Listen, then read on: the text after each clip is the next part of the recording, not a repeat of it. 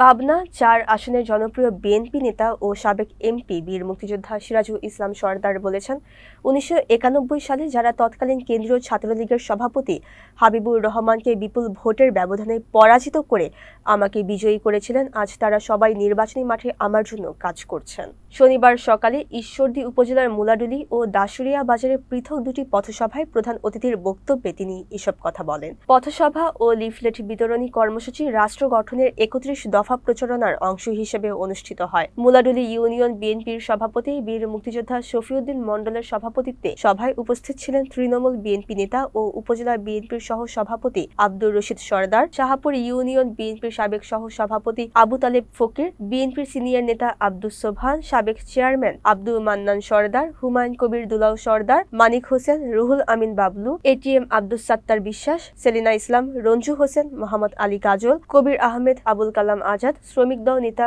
কামরুল ইসলাম সহ স্থানীয় নেতৃবৃন্দ।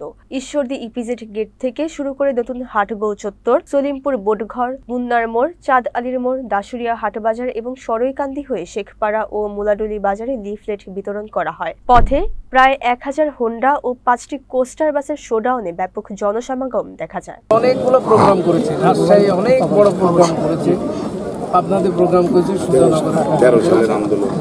আমরা স্বৈরাচার বিরোধী আন্দোলনে, ঢাকাতে আন্দোলন, সব জায়গায় আমরা আমাদের নেতা কর্মীদের নিয়েছি।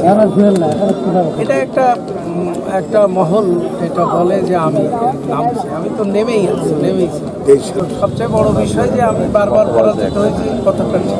৯১ সালে কিন্তু আমি যে নির্বাচিত হয়েছিলাম বিএনপির ভোটেই আমি নির্বাচিত, সেদিন কিন্তু ৪ দলীয় জোট ছিল। আপনারা অনেকেই জানে না ৪ দলীয় জোট ছিল। জামাতের ভোট দিয়েছে, আওয়ামী লীগের আজকে ক্যান্ডিডেট ছিল আমাদের হাবিবুর রহমান হাবিব, তিনি সেদিন নৌকার ক্যান্ডিডেট ছিলেন।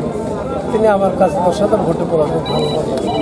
সম্প্রসারণবাদ এবং যারা সাম্রাজ্যবাদীরা তারা হচ্ছে এই বিরোধ বুঝতে পারে। তারা ১৯৪৭ সালের দ্বিতাতত্ত্বের ভিত্তিতে আমাদের যে হিন্দু মুসলিম দুটি করা হয়েছে, কিন্তু উভয় দেশেই কিন্তু প্রায় ২২ কোটি মুসলমান আছে ইন্ডিয়াতে, আমাদের দেশেও প্রায় ২ কোটি হিন্দু আছে, পাকিস্তানেও হিন্দু আছে।